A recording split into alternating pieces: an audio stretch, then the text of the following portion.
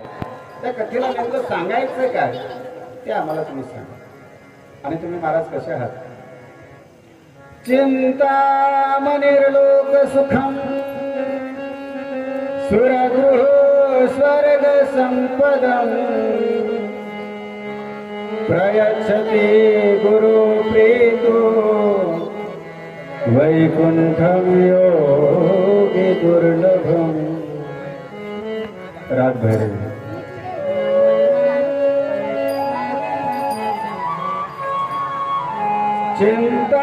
चिंतामणिर्लोक सुखम सुरगृह स्वर्ग संपदम प्रयच्छति गुरु प्रीतो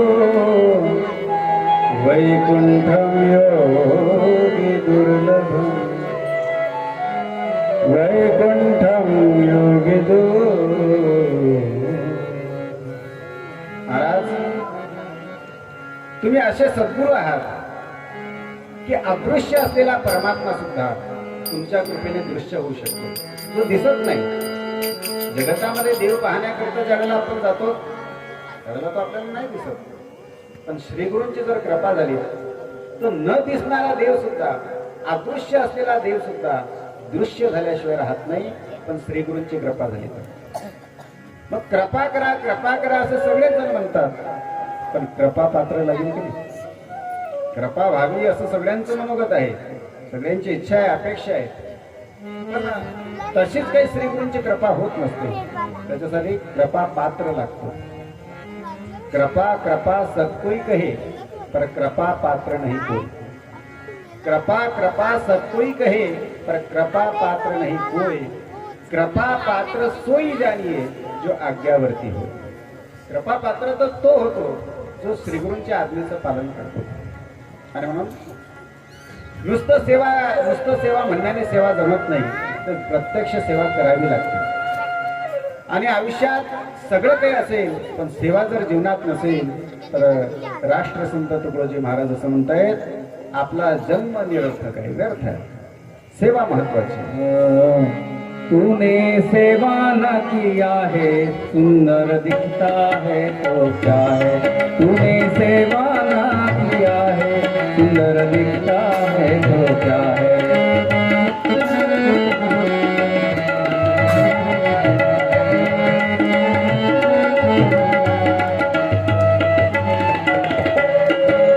घड़ी घड़ी में कपड़े बदले, बाल में डाले गंगा, बाल में डाले गंगा.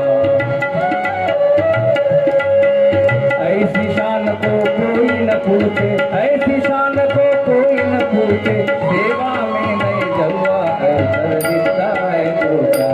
तूने सेवा ना किया है सुंदर दिखता है तो क्या.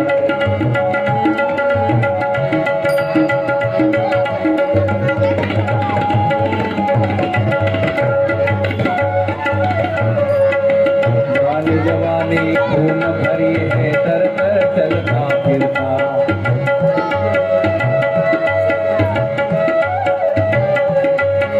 देश धर्म के काम न करता, देश धर्म के काम न करता. ऐसा वैसा करता सुंदर दिखता है तो क्या. तूने सेवा ना किया है सुंदर दिखता है तो क्या. तूने सेवा ना किया है सुंदर दिखता है तो क्या. सेवा महत्वाची आहे आणि आमच्या जीवनात सेवा आहे म्हणून आपण कृपा करा. त्यावेळेला मग सूतजी शौनकादी ऋषींना सांगायला सुरुवात करते. अज्ञानध्वांत विध्वंस कोटि सूर्य समप्रभ सूताख्या हि कथा सारं मम कर्ण. ऋषींनो, खूप चांगला प्रश्न विचारलात आपण. मी तुम्हाला ही कथा सांगणार आहे. ही कथा कशी निर्माण झाली पहिल्यांदा ऐका. काय झालं, एकदा परीक्षितीला शाप लागला की 7 दिवसात तू मरणार आहे. आणि म्हणून शुकाचार्य त्या ठिकाणी आले त्याला भागवत सांगायला सुरुवात करणारच होते.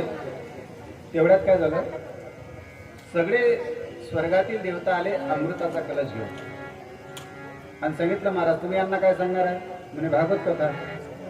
कशासाठी? त्याला शाप मिळालेला आहे म्हणून, 7 दिवसात मरायचं आहे म्हणून भागवत कथा सांगणार आहे. आणि एक काम करा, परीक्षितीला भीती कशाची आहे? मरणाची. मग आमच्याकडे अमृत आहे, अमृत जर त्याला दिलं तर तो काय होऊन जाईल? अमर होईल की नाही? अमृत जर त्याने पिलं तर काय होईल? अमर होईल.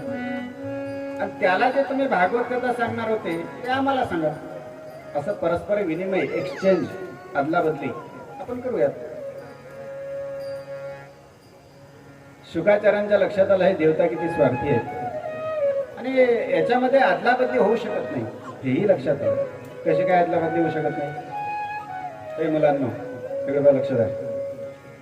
बघा, माझ्याकडे 20-20 रुपयाच्या 10 नोटा आहेत. किती आहेत? किती रुपयाच्या? 20. त्या मी सगळ्या तुम्हाला देणार आहे. तर मी 10 नोटा 20-20 रुपयाला तुम्हाला देणार आहे. त्याच्या मोबदल्यात तुमच्याकडे किंवा तुमच्या आईवडिलांकडून तुम्ही 2-2 हजाराच्या नोटा आणायच्या.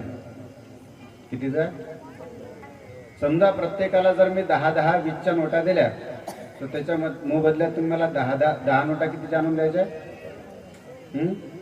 2 हजाराच्या, आहे की नाही? करसान ना सर? उद्या फोन करून सांगा आईवडिलांना किंवा आपल्या घरी जेवढ्या 2 हजाराच्या नोटा असतील त्या सगळ्या घेऊन या. महाराज आपल्याला 20 रुपयाची देणार आहेत आणि आपल्याला महाराजांना किती द्यायची आहे? चालते ना असं? असा बदल चालते? नाही चालत. याला परस्पर विनिमय म्हणत नाहीत, त्याला एक्सचेंज म्हणत नाहीत. कारण 20 रुपयाची नोट त्याचं मूल्य किती आहे आणि 2 हजाराची नोट त्याचं मूल्य किती आहे, याची तुलना होऊ शकत नाही 20 आणि 2 हजार. तसं कुठं स्वर्गामृत आणि कुठं भागवतामृत. एकीकडे स्वर्गामृत आहे, दुसरीकडे भागवतामृत आहे. या दोघांमध्ये जशी 20 रुपयाची आणि 2 हजाराची अदलाबदली शक्य नाही, तसं भागवतामृत आणि स्वर्गामृताची अदलाबदली शक्य आहे. म्हणून त्यांना परत केलं की जा तुम्ही, मी तुम्हाला भागवत सांगणार नाही, मी फक्त परीक्षितीलाच सांगेन. परत गेले. राग आला जरा त्यांना की आपण इतके मोठे माणसं स्वतःहून त्यांच्याकडे गेलो, अमृताचा कलश देतोय, तरी त्यांनी आपल्याला पळून लावलं. ब्रह्मदेवाकडे तक्रार घेऊन गेले. का असं काय त्या भागवतामध्ये की आमचं अमृत परत केलं त्यांनी? ब्रह्मदेवाने सांगितलं 7 दिवस होऊ द्या, पूर्ण शिबिर होऊ द्या, त्याचा परिणाम मुलांवर काय होतो ते पाहू आणि मग ठरवू भागवत श्रेष्ठ आहे की अमृत श्रेष्ठ आहे. ठीक आहे म्हणे. 7 दिवस पर्यंत तिथं थांबले सगळे आणि 7व्या दिवशी ज्यावेळेला परीक्षितीला मोक्ष होताना पाहिला त्यावेळेला मग मात्र सगळ्यांना आश्चर्य वाटलं. आणि मग ब्रह्मदेवाने एका तराजूमध्ये भागवत ठेवलं आणि दुसऱ्या तराजूमध्ये इतर ग्रंथ ठेवले. तर पारडं जड ठरलं ते भागवताचं. लघुन्यन्यानि जातानि गौरवेण इदं तदा ऋषिगणा सर्वे विस्मयं परमं ययो. महान आश्चर्य, भागवत श्रेष्ठ ठरलं आणि तेव्हापासून मग भागवताला मान्यता दिली. महाराज हे 7च दिवसात केलं पाहिजे असं काय बघ, आहे की नाही? भागवत हे 7च दिवसात बहुतेक सांगितलं जातं. मग ते 5 दिवस केलं तर जमत नाही का? किंवा अजून 2-4 दिवस वाढवलं होतं, 10 दिवसाचं करायचं, नवरात्रासारखं 9 दिवसाचं करायचं. नेमकं 7च दिवसात केलं पाहिजे असं का? बघा 7 अंकाला खूप महत्व आहे. भगवान श्रीकृष्ण हे 7 वर्षाचे होते. 7 कोसाचा गोवर्धन होता आणि 7 दिवस आणि 7 रात्रीपर्यंत देवानं तो धारण केला होता. 7 अंकाला विशेष प्राधान्य आहे, विशेष महत्व आहे. प्रत्येक अंकाचं एक वेगळं महत्व आहे. तसं हे 7च दिवसात भागवत सांगितलं गेलं पाहिजे ही परंपरा कुठून सुरू झाली? नाही चालत का 2-4 दिवसाचं केलं तर? त्यावेळेला मग त्यांना ही कथा का सुरू झाली 7 दिवसाची ते सांगायला सुरुवात करतात. राग केदार. एकदा हि विशालायां चत्वार ऋषयो मला सत्संगार्थं समायाता ददृशुस्तत्र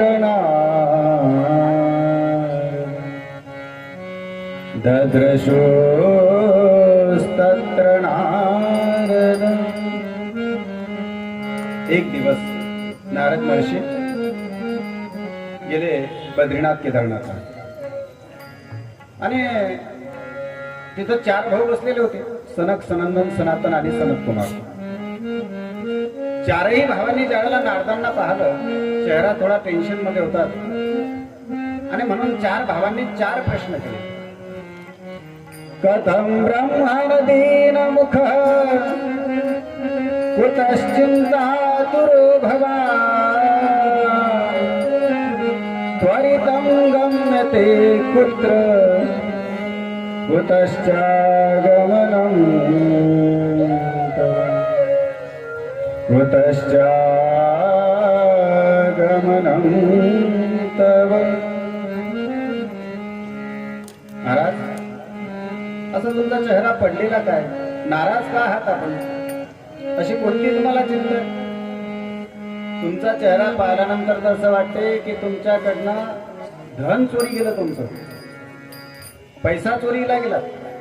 एखाद्या माणसाला 2 लाख रुपये सापडावेत, गरीबाला 2 लाख सापडावेत आणि 4 दिवसामध्ये गायब व्हावे। अचानक 2 लाख मिळाले आणि 4 दिवसांना अचानक गायब झाले, त्याची कशी अवस्था असेल? मला 100ची नोट नाही दिसले, 4 खेप काय पाहतो? आता 2 लाख एकदम मिळाले आणि एकदम गायब झाले, त्याची कशी स्थिती असेल?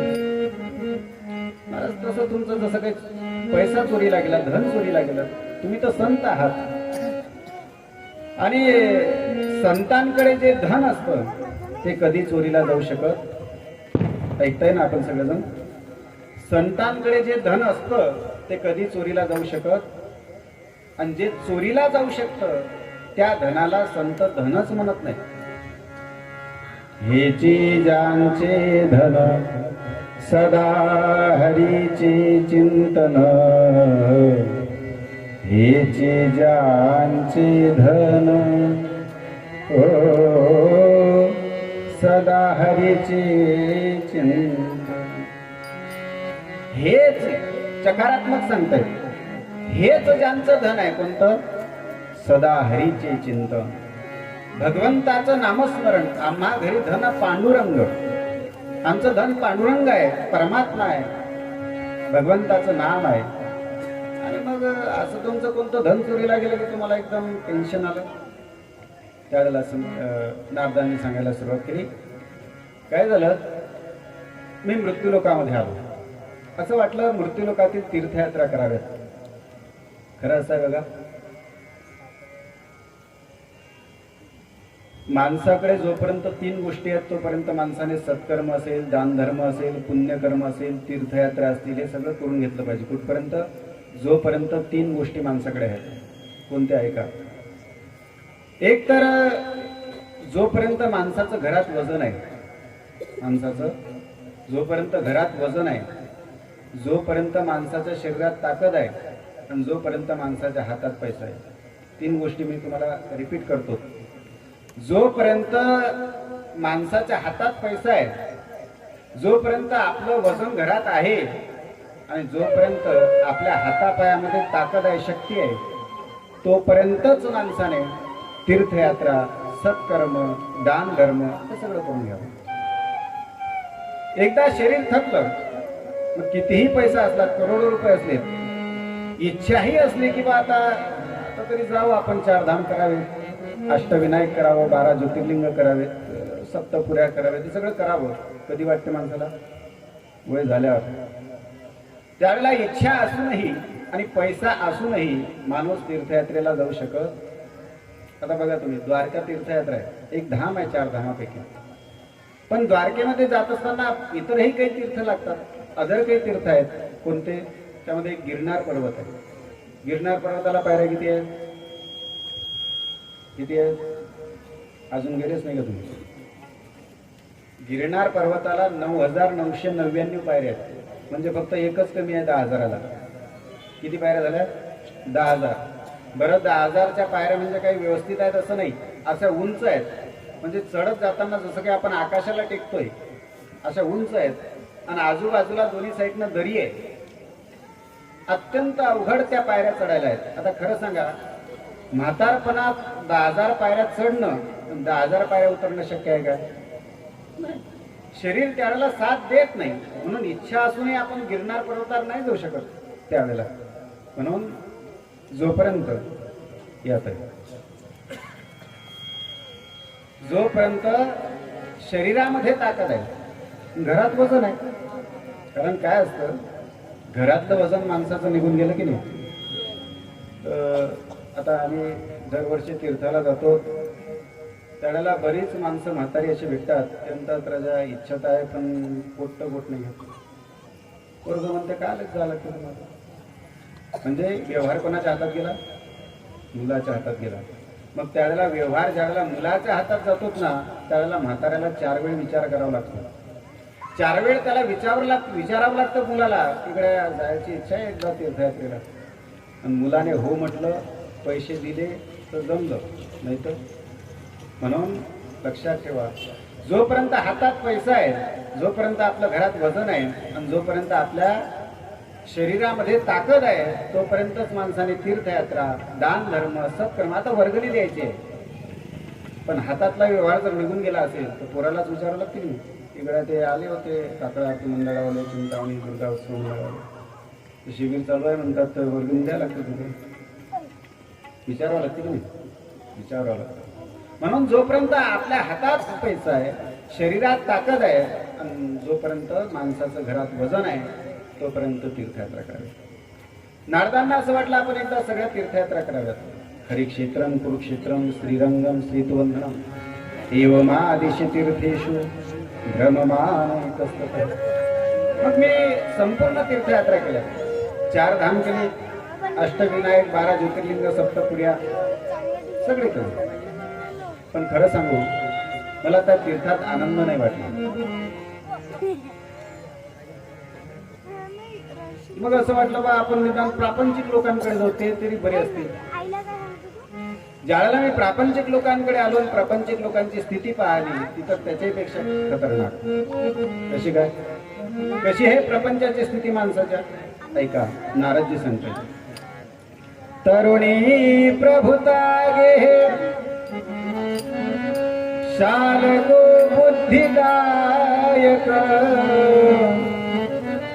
कन्या विक्रयिनो लोभा दंपतीना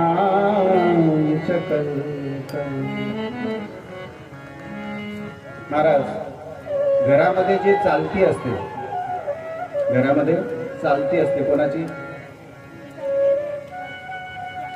माणसाची असते की महिला मंडळीची? इकडच्यांची चालती असते की इकडच्यांची? घरात चालती कोणाची आहे? सगळे व्यवहार कोणाच्या म्हटल्यानुसार होतात.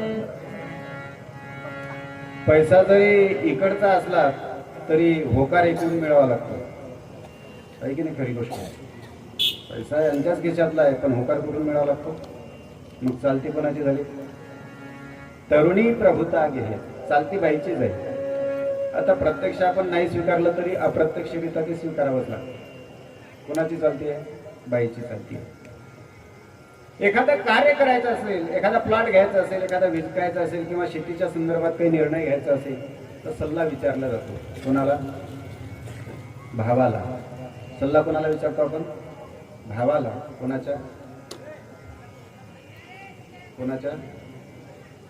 आपल्याच की नाही? आपण आपल्याच भावाला सल्ला विचारतो की नाही? कोणाच्या? मग यांच्या भावाला तिथून फोन केला जाते, कार्यगड्या ते असं असं चालू आहे, व्यवहार जवळजवळ आलेला आहे, तो करायचा की न करायचा? कोणाचा सल्ला घेतला जातो? पत्नीच्या भावाचा, आपल्या भावाचा नाही, तिच्या भावाचा. आणि त्याने सांगितलं तर मग ते करायचं. बरं ठीक आहे, साला हुशार असेल तर त्याचा सल्ला घ्यायला काही हरकत नाही. पण तरी रोज पती पत्नीमध्ये भांडणं चालू आहे. काय झालं, मुलीला पाहण्याकरता पाहुणे आले. बैठकमध्ये मुलगी बसली. काय नाव गाव वय शिक्षण सगळं विचारलं. आणि मग एक म्हातारा मनुष्य त्याच्यात होतात, माझ्यासारखा धोतर घातलेला. माझ्यासारखा एक म्हातारा त्याच्यात होता धोतर घातलेला. कारण जो धोतर घालते तो कोण आहे असा लोकांचा समज आहे, किंवा ज्या अर्थी यानं धोतर घातलं त्या अर्थी हे. मला बरेच लोक म्हणतात आजोबा पुढे व्हा. खरी गोष्ट आहे, कारण ते मागच्या साईडनं पाहतात आणि धोतर दिसते. त्या अर्थी ज्या अर्थी धोतर नसलेलं आहे त्या अर्थी कोणीतरी म्हातारा. एक माझ्यासारखा एक म्हातारा त्याच्यामध्ये होता आणि त्याने विचारलं, म्हणे हे सगळं व्यवहारिक प्रश्न झाले, वय नाव मामिकूळ वगैरे सगळं, पण तुला अध्यात्मातली काही आवड आहे की नाही, त्यातलं तुला काही आवडते की नाही. तिने सांगितलं. म्हटलं मग मला अध्यात्माचीही आवड आहे. काय करते म्हणे तू. म्हणे मी सध्या रामायण करते. रामायणाचा अभ्यास चालू आहे. रामायणाचं चिंतन मी रोज घरी करते. सध्या मी रामायण करते म्हणे. मग त्या म्हाताऱ्याने लगेच दुसरा प्रश्न विचारला. म्हणे तुझं लग्न व्हायचं आहे, तुला पाहण्यासाठीच आम्ही आलेले आहोत. उद्या तुझं लग्न होईल. आज तू रामायण करून राहिली, उद्या लग्न झाल्यानंतर तू काय करशील. तिने सरळ उत्तर दिलं. म्हणे आज मी रामायण करते, लग्न झाल्यानंतर महाभारत. लग्न झाल्यानंतर सांगते तुम्हाला वेगळं निघा आणि वेगळं निघून संसार बघा. अर्थात सल्ला घ्यायला हरकत नाही पत्नीच्या भावाचा, पण योग्य असेल तर. तरीही दंपती नामच्या कल्पना रोज भांडण आहे. बघा, मुलगा ज्यावेळेला लहान असतो त्यावेळेला तो बाहेरून खेळून घरी आला की सगळ्यात पहिले कोणाला विचारतो. लहान मुलगा बाहेरून खेळून आला की पहिल्यांदा कोणाला विचारतो. आईला विचारतो की नाही. आई कुठे आहे, पहिला प्रश्न काय असतो लहान मुलाचा, आई कुठे आहे. आणि जोपर्यंत त्याला आई मिळत नाही तोपर्यंत ते राहत, त्याला काही द्या खेळणं, पण ते आई मिळत नाही तोपर्यंत नाही. पण हळूहळू मुलगा मोठा होते, त्याचं लग्नही होते. लग्न झाल्यानंतर ज्या वेळेला तो घरी येतो बाहेरून, त्याही वेळेला तो असंच विचारतो की नाही आई कुठे आहे की नाही. लग्न झालेला बाहेरून घरी आला की काय विचारतो, आई कुठे आहे. असंच विचारतो की नाही.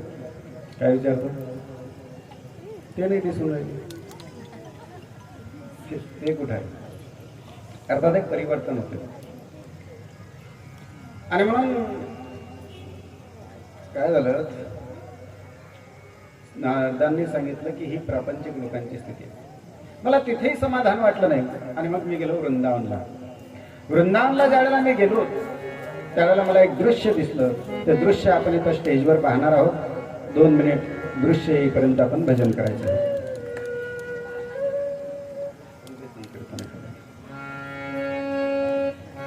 या झाकीला हरे रामा हरे रामा राम राम हरे हरे हरे रामा हरे रामा राम राम हरे हरे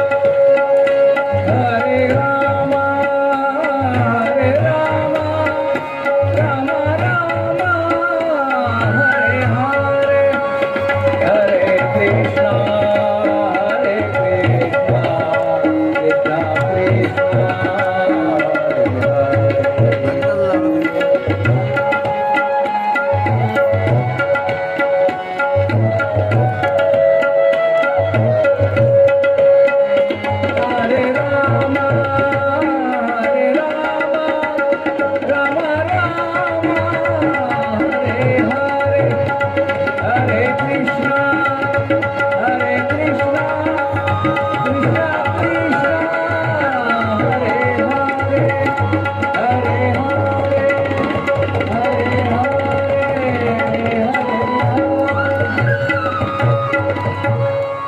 गोपाल कृष्ण भगवान नारदजी म्हणतात ज्यावेळेला मला इथं समाधान वाटलं नाही त्यावेळेला मी आलो श्रीधाम वृंदावनला, आणि वृंदावनला मी जसा पाय ठेवला खरं सांगतो इतका आनंद वाटला.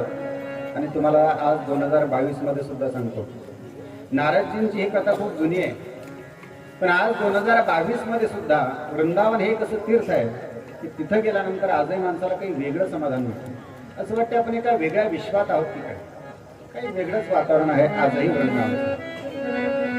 आणि म्हणून ज्यावेळेला नारद महर्षी म्हणतात मी वृंदावनात आलो, येत आहेत नारद महर्षी, त्यावेळेला मी एक दृश्य बघितलं. आणि दृश्य असं होतं, एक तरुण स्त्री बसलेली आहे, तिच्या बाजूला एक या साईडला एक त्या साईडला तिच्या दोन्ही मांडीवर दोन म्हातारे मनुष्य झोपलेले आहेत, अचेत अवस्थेमध्ये आहेत. आणि तिच्या आजूबाजूला काही महिला आहेत, काही मुली आहेत, त्या त्यांची सेवा करतायत. हे थोडंसं दृश्य वेगळं वाटलं. वेगळं वाटण्याचं कारण असं होतं, जी महिला आहे ती तरुण आहे. महिला कशी आहे? तरुण. आणि तिच्या आजूबाजूला जे मांडीवर झोपलेले आहेत ते म्हातारे आहेत. हे काय नेमकं प्रकार आहे तो पाहण्यासाठी नारद महर्षी म्हणतात मी त्यांच्या जवळ जायला लागलो. ज्यावेळेला मी जवळ जायला लागलो त्यावेळेला लक्षात आलं की इथं दोनच माणसं आहेत आणि तेही अचेत अवस्थेमध्ये आहेत.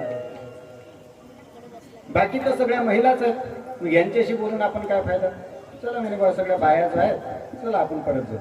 नारद महर्षी परत जायला निघाले त्यावेळेला भक्तीने पाहायला संत आलेले आहेत आणि भक्ती मग नारदजींना आवाज देते, थांबा महाराज. भो भो साधो क्षणं तिष्ठ मच्चिंतामपि नाशय दर्शनं तव लोकस्य सर्वथा गहरं.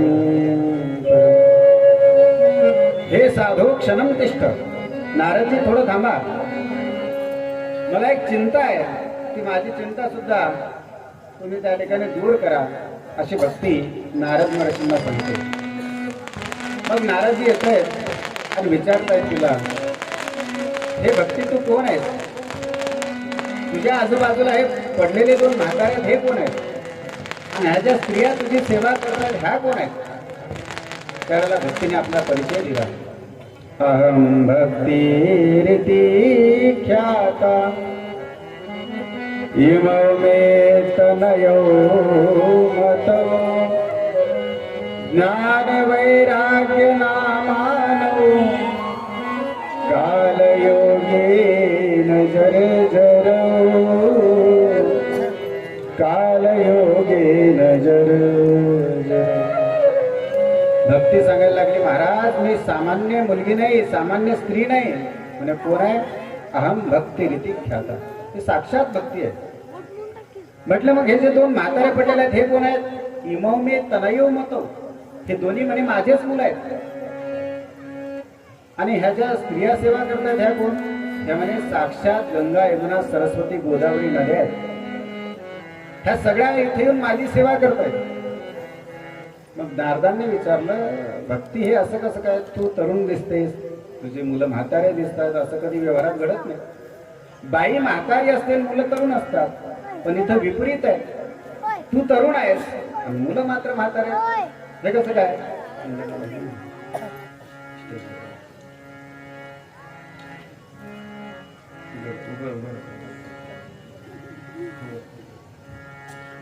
हा काय प्रकार आहे? व्यवहारामध्ये असं कधी घडत नाही. हे व्यवहाराच्या विपरीत दिशेने आहे. हा प्रवाह उलट्या दिशेने आहे. मग त्याला भक्तीने सांगितलं, महाराज असं आहे, माझा जन्म हा द्रविड देशामध्ये झाला. कर्नाटकामध्ये मी वाढली आणि आपल्या महाराष्ट्राचं नाव सुद्धा श्रीमद भागवत कथेमध्ये आहे. क्वचिन महाराष्ट्रे. महाराष्ट्रामध्ये मी ज्यावेळेला आली त्यावेळेला बऱ्याच ठिकाणी मला मान सन्मान मिळाला. पण काय करू, ज्यावेळेला मी गुजरातला गेली त्यावेळेला मात्र मी म्हातारी. म्हणून मी तो गुजरात सोडला आणि मी आली श्रीधाम वृंदावनला. आणि जशी मी वृंदावनात आली महाराज, तसं माझं तारुण्य मला प्राप्त झालं. पण माझ्या मुलांना मात्र पुन्हा तारुण्य प्राप्त झालं. महाराज माझ्या मुलांना तारुण्य प्राप्त करून द्या. नारदजी म्हणतात, ठीक आहे भक्ती, काळजी करू नकोस, तू साधारण नाहीस. कोण आहेस तू? देवी दुखी मत करो चित्त को, तू हरि प्रिया सदा की है, होता धन्य वही जिस पर भी तेरी दृष्टि कृपा की। तेरे आश्रय जो रहते वो सच्चिदानंद को पाते हैं, तेरे प्रेम सूत्र बंध हरि शबरी के घर भी। देवी दुखी मत करो चित्त को, तो हरि प्रिया सदा की है, होता धन्य वही जिस पर भी तेरी दृष्टि कृपा की। देवी तू साधारण नाहीस, साक्षात भक्ती आहेस. आणि भक्ती तू ज्यांच्या अंतःकरणामध्ये जाऊन राहतेस त्यांच्या अंतःकरणामध्ये देव सुद्धा येऊन राहतो. ऐकू नाही काय झालं? देव निघाला वैकुंठातून, चला माणसांच्या अंतःकरणात आपण जाऊ. आणि माणसांकडे आला त्यावेळेला माणसांनी सांगितलं नो एंट्री. आपलं जे शरीर आहे, आपलं जे अंतःकरण आहे, या अंतःकरणात देवाने जाण्याचा प्रयत्न केला, पण काय झालं? त्याला जागा हाऊसफुल दिसली. घरामध्ये इतके माणसं भरलेले आहेत, काम, क्रोध, लोभ, मद, मत्स्य, अहंकार सगळे इतके भरलेले आहेत अंतःकरणामध्ये की देवाने विचार केला यांच्या जागात तर काहीच जागा नाही. मग आपण कुठे राहतात? देव वापस निघून जातात. मग देव भक्तीला पुढे पाठवतात. भक्ती तुझा त्या माणसाच्या अंतःकरणामध्ये, मग भक्ती येते अंतःकरणात. आणि एकदा भक्ती अंतःकरणात आली की भक्तीला सुद्धा हाऊसफुल घर दिसते. घरात पाहुणे इतके आहेत की पाय ठेवायला जागा नाही. काम आहे, क्रोध आहे, लोभ आहे, अहंकार आहे, हे सगळे आहेत, भरपूर आहेत. मग भक्ती करते काय? भक्ती जसा तसा त्या घरामध्ये प्रवेश करते, अंतःकरण रूपी घरामध्ये. आणि एकदा प्रवेश केला की मग भक्ती एका एकाला हळूहळू बाहेर काढते. कामाला बाहेर काढते, क्रोधाला बाहेर काढते, लोभाला बाहेर काढते, सगळ्यांना बाहेर काढते. आणि ज्याला स्वच्छ अंतःकरण निर्माण होते त्यावेळेला मग भक्ती देवाला म्हणते, देवा आता या मंदिरामध्ये. हरिया हो आता मंदिरी, कोणी नाही दुसरे. या श्री संत सावता महाराज.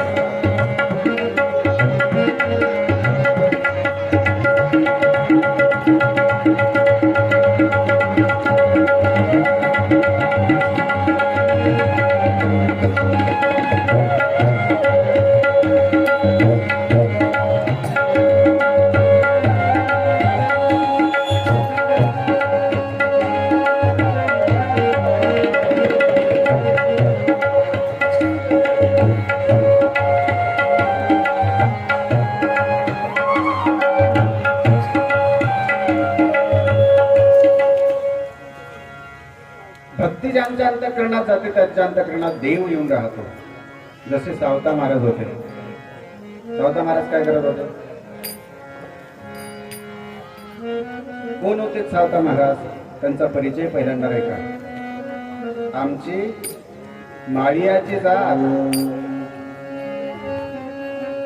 आमची माळियाची जात, आमची माळियाची जात, नाव बागाची तसेच, नाव बागाची तसेच, नाव आमची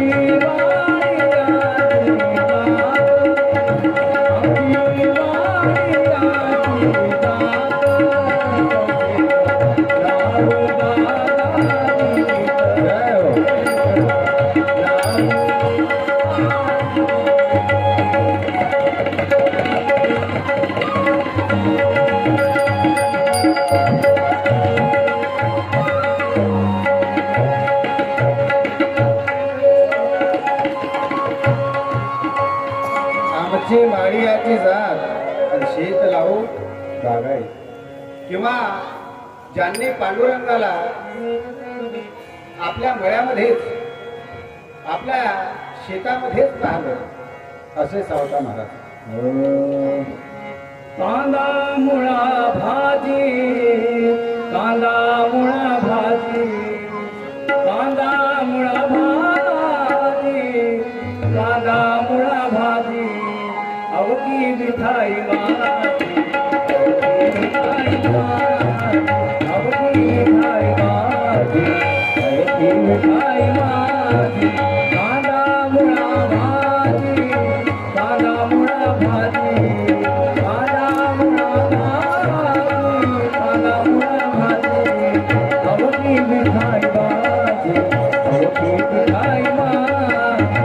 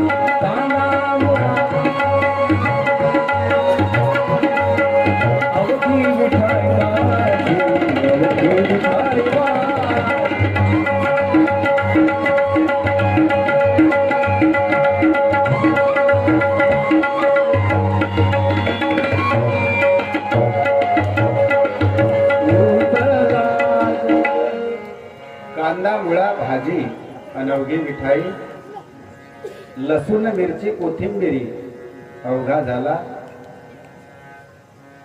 ही स्टेप येण्याकरता खूप काही देवाचं भजन करावं लागतं. याचा अर्थ नुसतं त्यांनी शेतीच केली सावता महाराजांनी असं नाही, ते त्यांचं कर्म होतं. कुठलेही संत घ्या तुम्ही, वारकरी संप्रदायामध्ये जेवढे संत झाले कुठल्याच संतांनी आपलं कर्म नाही सोडलं. याचा अर्थ नुसतं त्यांनी कर्मच केलं असंही नाही. जे शेतकरी असतील त्यांनी शेती केलीच, सावता महाराज असतील की तुकाराम महाराज असतील, केली शेती. ज्यांच्याकडे जो व्यवसाय असेल तो प्रत्येक व्यवसाय प्रत्येक संतांनी केलाच, पण नुसतं व्यवसाय नाही केला. त्या व्यवसायामध्ये सुद्धा परमात्म्याला पाहिलं आणि देवाचं भजन त्याच्यामध्ये सुद्धा चालवलं. आणि म्हणून एक दिवस असं घडलं, श्री संत ज्ञानेश्वर महाराज आणि श्री संत नामदेव महाराज भगवान पांडुरंग परमात्मा यांच्या सोबत एक खेळ खेळायला लागले. चोर पोलीस, लपंडाव, किंवा एकाने लपायचं आणि दुसऱ्याने दाखवायचं, शोधायचं. यावेळेला पाळी आली लपण्याचे देवाचे. यावेळेला लपण्याची पाळी आली देवाची. त्यावेळेला देव आले, पंढरपुराहून निघाले. जवळच सावतोबांचं गाव होतं आणि म्हणून सावता महाराजांच्या गावात आले. सावता महाराज गावात नव्हते, कुठं होते? मळ्यात होते. आमची माळियाची जात असल्यामुळे, माळी असल्यामुळे, अर्थात माळी म्हणजे शेतकरी असल्यामुळे, आणि ते भगवंताचं नामस्मरण करत होते. तेवढ्या भगवान पांडुरंग परमात्मा त्यांच्या समोर आले आणि भगवंताने सांगितलं, सावतोबा आम्हाला लपवायचं आहे. दोन चोर माझ्या पाठीमागे लागलेले आहेत आणि त्यांच्यापासून मला लपायचं आहे. सावता महाराजांनी सांगितलं मग त्यांना, एवढा मोठा माझा मळा आहे पडलेला, उसाच्या मळ्यात जा, आणखी दुसऱ्याच भरपूर जागा आहे लपण्यासाठी. देवाने सांगितलं, जे चोर माझ्या पाठीमागे लागले ते साधारण नाही, एक ज्ञान आहे आणि एक नाम आहे, लगेच शोधून काढतील मला. म्हणजे मग देवाने सांगितलं, एक ठिकाण आहे जिथं मी लपू शकतो. सांगा महाराज कोणतं? देवाने सांगितलं, सावता महाराज तुमचं अंतःकरण, तुमच्या अंतःकरणामध्ये मला जागा द्या, म्हणजे मी तिथं लपून जाईल आणि मग त्या चोरांना मी कधी सापडणार नाही. सावता महाराजांनी सांगितलं, ठीक आहे, जशी देवा तुमची इच्छा. सावता महाराजांनी खुरपं हातामध्ये घेतलं आणि आपला अंतःकरण, अर्थात आपला छाता, जसं हनुमंतरायाने छाती फाडून कोण दाखवलं, तसं सावता महाराजांनी आपलं अंतःकरण अर्थात छाती फाडली आणि स्वतः भगवान पांडुरंग परमात्मा त्याच्यामध्ये विलीन झाले. गोपाल कृष्ण भगवान की जय. आता मग निघाले ज्ञानेश्वर महाराज आणि नामदेव महाराज. आले पाहत, देव कुठे आहे, देव कुठे आहे. ज्यावेळेला पाहत पाहत ते सावतोबाच्या मळ्यात आले, त्यावेळेला सावतोबांनाच त्यांनी विचारलं, का हो महाराज, इथं देवाला कुठं पाहिलं का?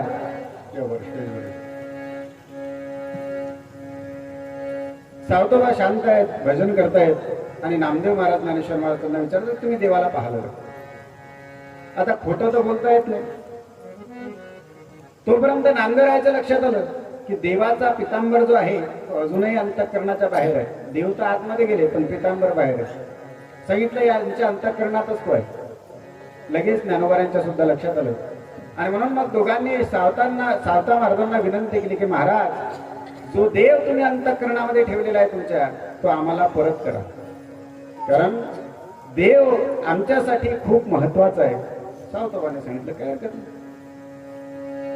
ज्यावेळेला सावतोबांनी देवाला अंतःकरणात साठवलं हे नामदेवरायांनी पाहिलं, त्यावेळेला नामदेवरायाचे उद्गार आहेत, धन्य त्याची माता, धन्य त्याचा पिता, आणि साठविला दाता त्रैलोक्यात. धन्य त्याची माता, धन्य त्याचा पिता, साठविला दाता त्रैलोक्यात. साठविला दाता त्रैलोक्याचा, साठविला दाता त्रैलोक्यात.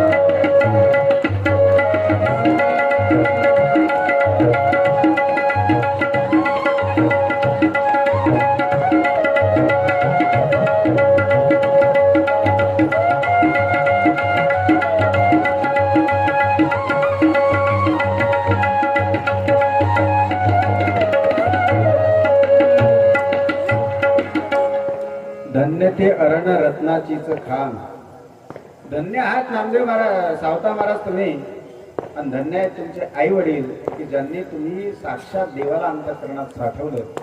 आणि ज्याला पांडुरंग परमात्म्याला बाहेर काढलं सावता महाराजांनी, त्यावेळेला मग देव बाहेर आले. आणि नुसतं मग देव नाही आले, देवांसोबत जो वारकरी मेळावा निघाला होता पंढरपूरहून सावतोबांच्या गावापर्यंत, ते सगळ्या वारकऱ्यांना घेऊनच मग भगवान परमात्मा आता सावतोबांच्या मळ्यामध्ये त्या ठिकाणी येत आहेत.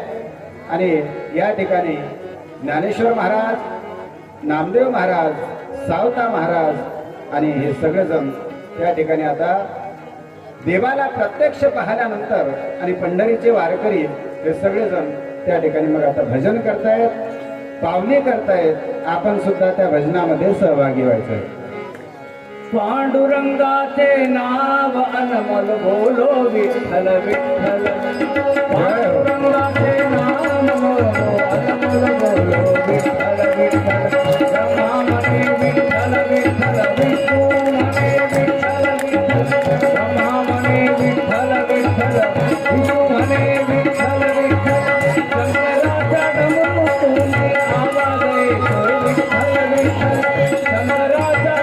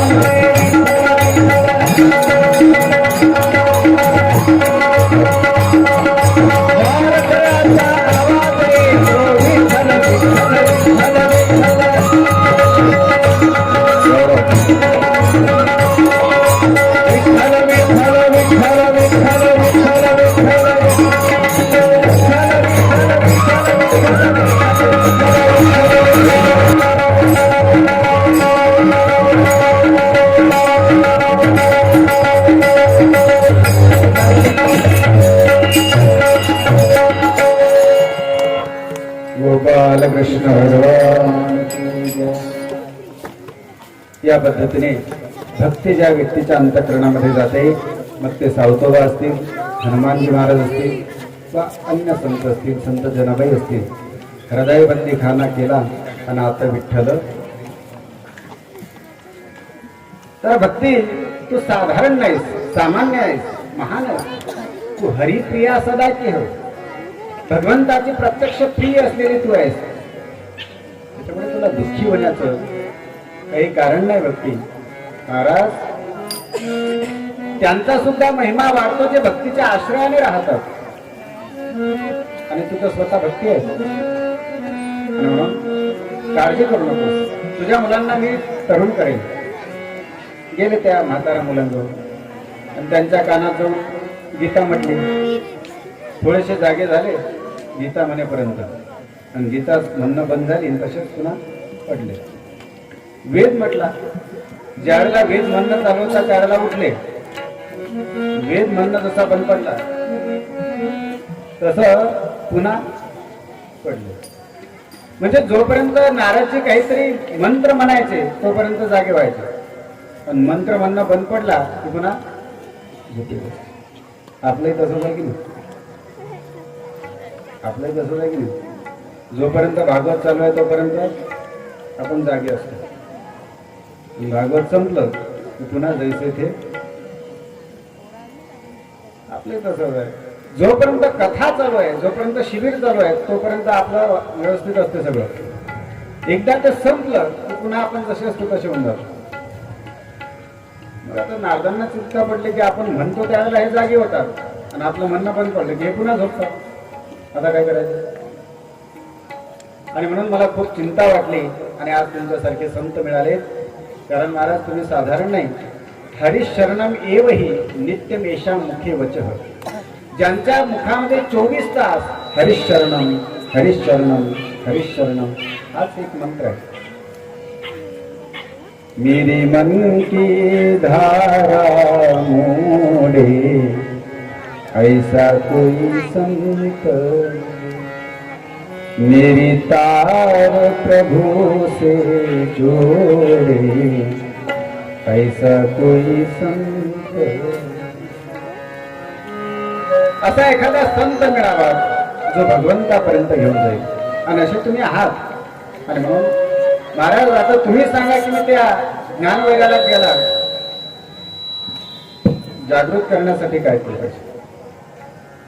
मग त्यांनी सांगितलं ठीक आहे.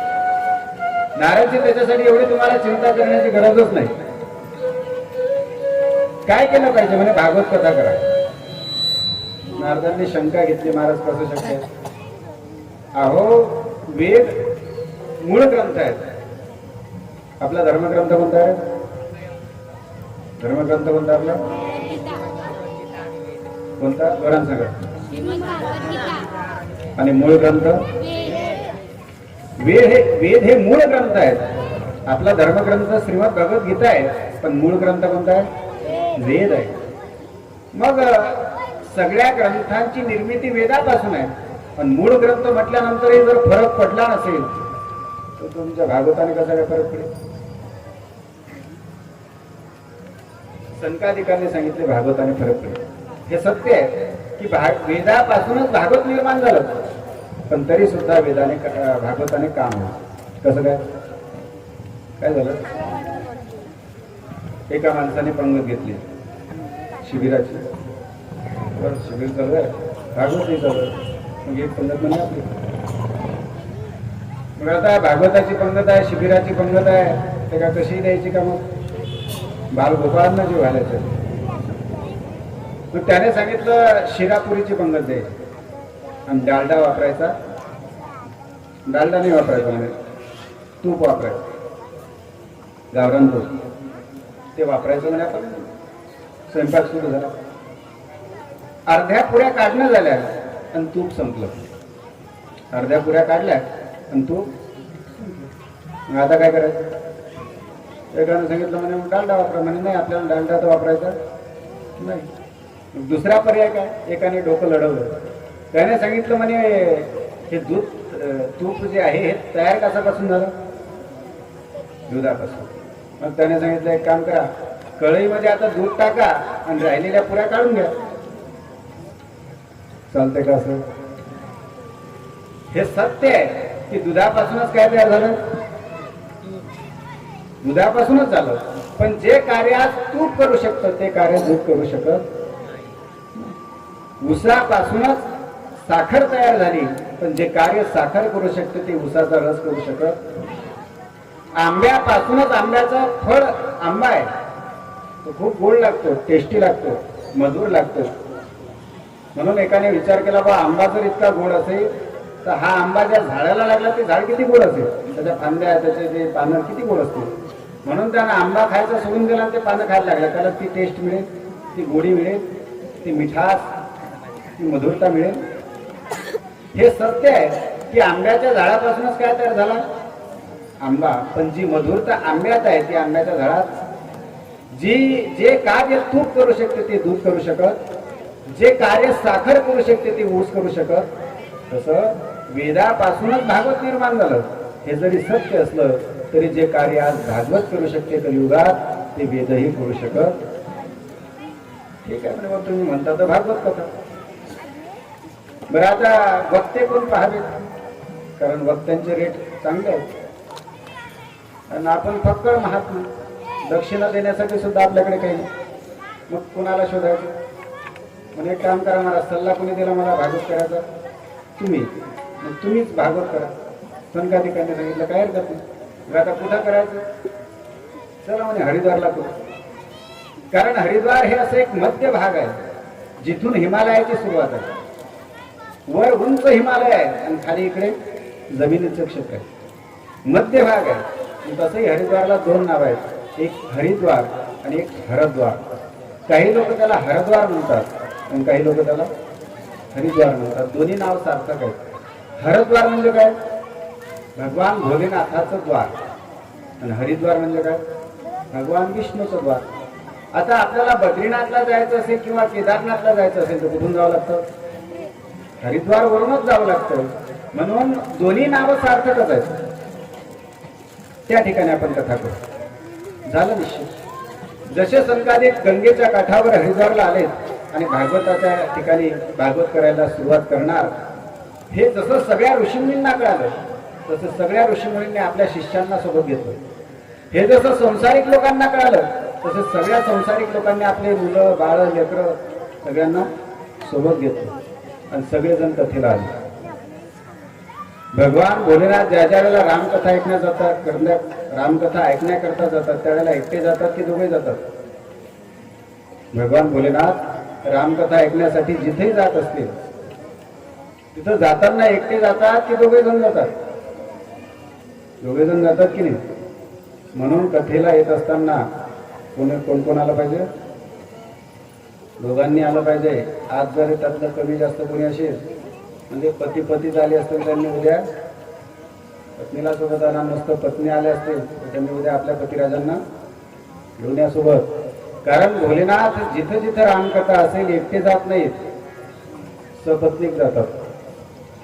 पार्वती संग भवानी स्वतः पार्वतीला सोबत घेतात आणि जातात. या ठिकाणी सुद्धा जो संसारिक लोक आले ते आपल्या मुलाबाळांसहित पत्नी सहित त्या ठिकाणी कथा ऐकण्याकरता आले. निघाल्यानंतर कथेला सुरुवात झाली. जय शब्द नम शब्द शंख शब्द तथैवच. शंखनाद व्हायला लागला, जय जयकार व्हायला लागला आणि भागवत कथेला सुरुवात झाली.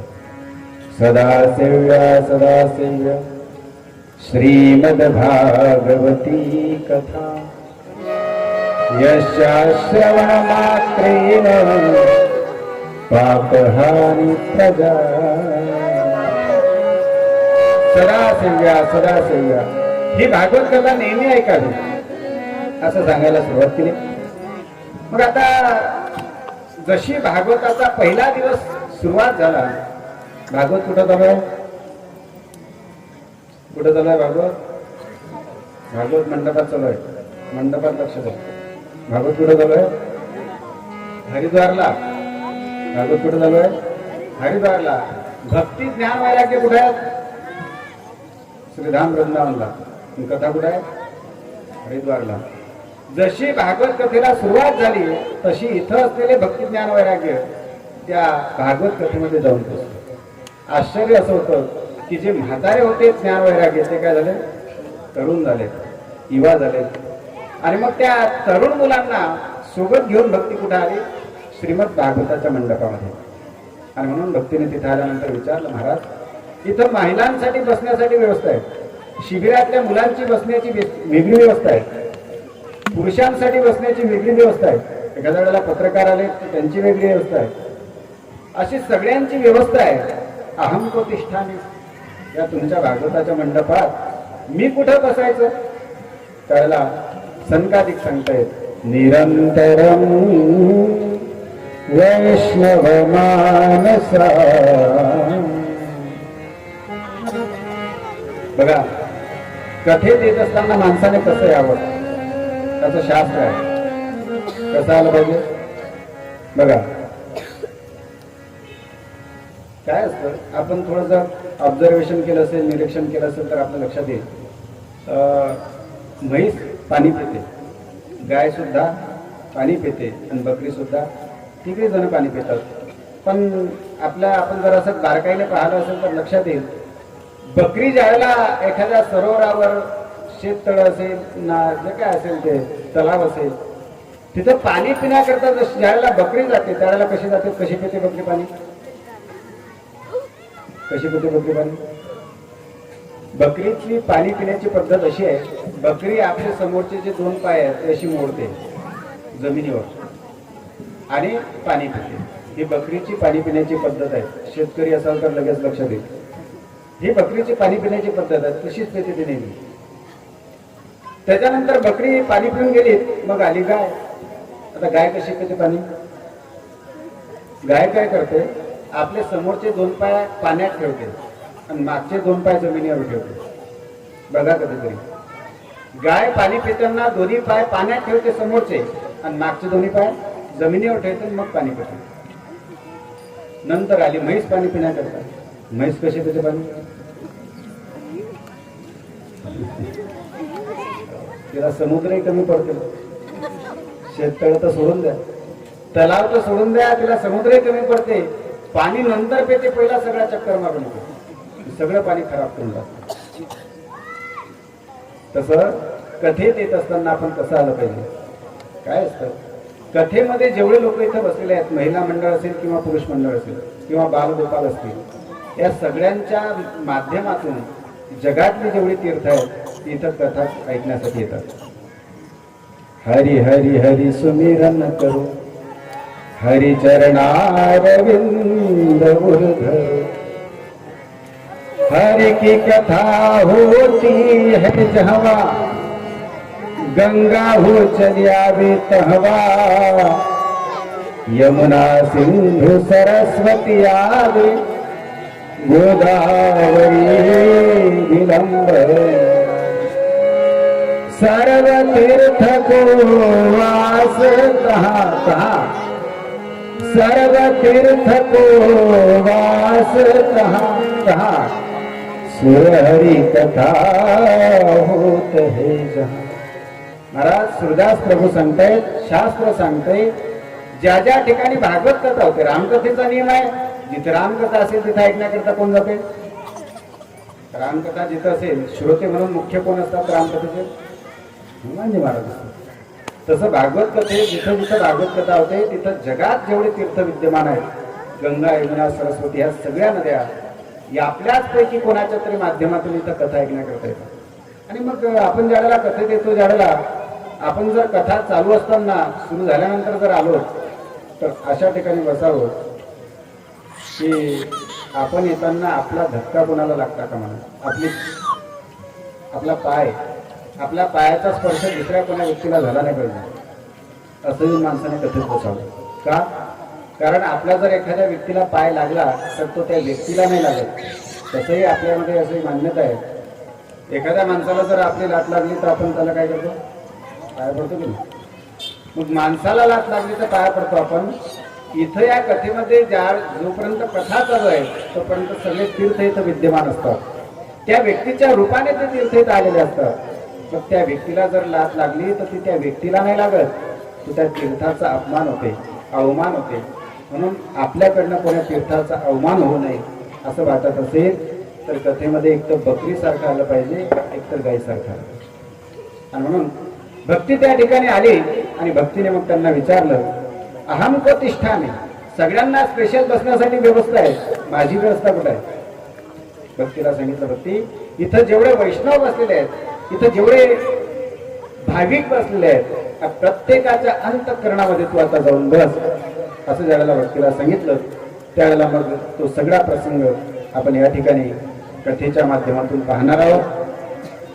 आणि त्याच्यानंतर पुढे आरती सुद्धा ठीक 10च्या आत आपली संपूर्ण कथा पूर्ण होईल. आता शेवटचा आणि महत्वाचा प्रसंग या ठिकाणी पाहणार आहोत. गोपाल कृष्ण भगवान. त्या प्रसंगामध्ये आपण थोडंसं भजन सुद्धा सगळ्यांनी करायचं आहे, टाळी वाजवून आणि मुखाने नामस्मरण करून. चला. जय राधा माधव श्री कृष्ण मुरारी. जय राधा माधव श्री कृष्ण मुरारी.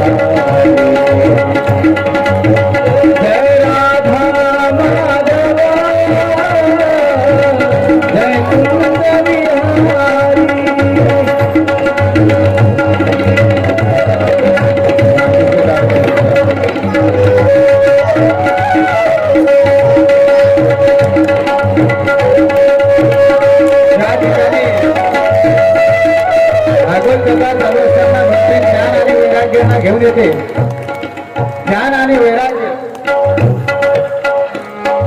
ज्यावेळेला तरुण झालेले पाहिले मग त्या ठिकाणी त्या भागवत कथेमध्ये स्वतः भगवान श्रीकृष्ण सुद्धा प्रगट होत आहेत. आणि भगवान एकटेच नाहीत, बुद्धवादी सगळे जेवढे भक्त आहेत, ज्ञानवादी सगळे जेवढे वैष्णव आहेत, त्या सगळ्या वैष्णवांना, त्या सगळ्या भक्तांना, या सगळ्या भाविकांना घेऊन त्या ठिकाणी भगवान परमात्मा या श्रीमद भागवत कथेमध्ये प्रविष्ट होत आहेत, प्रवेश करत आहेत.